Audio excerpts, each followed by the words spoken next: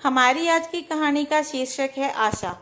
रात का समय था, चारों ओर घुप अंधेरा छाया हुआ था। केवल एक ही कमरा प्रकाशित था, वहां 4 मोमबत्तियां जल रही थी।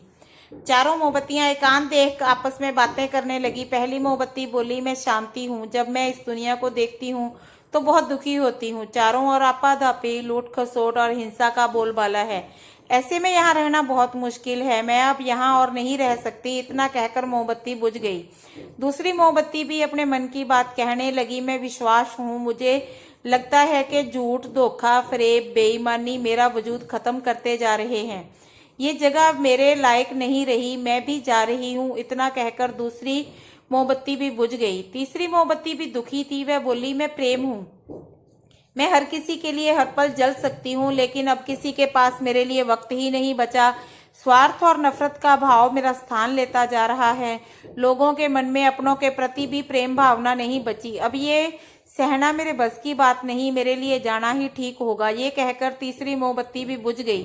तीसरी बत्ती बुझी ही थी कि कमरे में एक बालक ने प्रवेश किया। मोमबत्तियों को बुझा देख उसे बहुत दुख हुआ।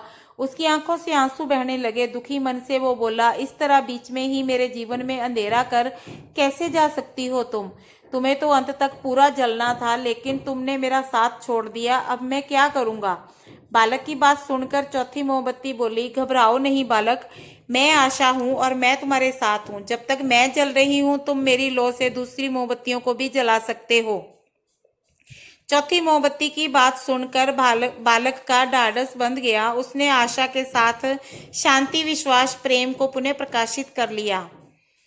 तो दोस्तों, हमें आज की इस कहानी से ये सीख मिलती है कि जीवन में समय कभी भी एक सा नहीं रहता। कभी उजाला रहता है तो कभी अंधेरा।